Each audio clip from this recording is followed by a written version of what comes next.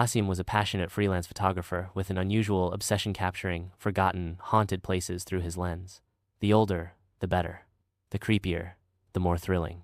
One day, while browsing an old forum, he stumbled upon a mention of an abandoned mental asylum on the outskirts of a village, deep in the northern valleys. The asylum, according to scattered records, had been shut down in the 1950s after a series of mysterious deaths and patient disappearances.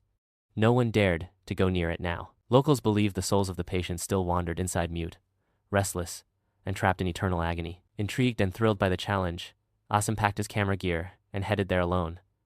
He reached just before sunset. The building stood in crumbling silence, vines crawling up its stone walls like veins on decaying skin.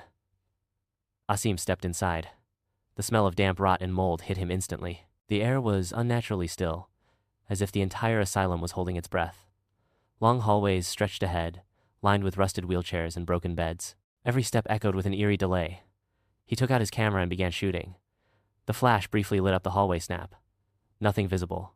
Another photo snap. Still nothing. But when he looked at the previews on his camera, his heart dropped. In the second photo, behind a broken door, stood a woman, pale, hair falling over her face, and her mouth was sewn shut. He stared at the screen. She hadn't been there in real life. He clicked another photo, this time in the opposite direction. Snap. Two faces now. Both silent. Both with their mouths sealed. A cold breeze brushed his neck. He turned around quickly, no one there. Suddenly, he began hearing faint whispering. But it wasn't in words, it was like air forcing its way through stitched lips. Then a deep, feminine voice echoed inside his head. Listen to us. We never screamed. They stitched our silence. The temperature dropped. The camera in his hand began clicking on its own. One photo. 2. 3.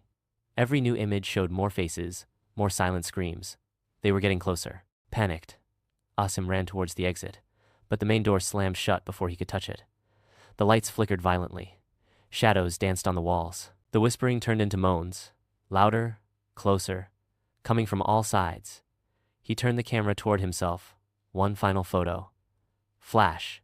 Darkness. The next morning, villagers found the asylum open, but completely empty. There was no sign of Azim except his camera, lying on the floor in the main hallway. There was only one photo saved in the memory card. A face, staring straight into the lens. It was Asim. His eyes wide in terror, his lips sewn shut.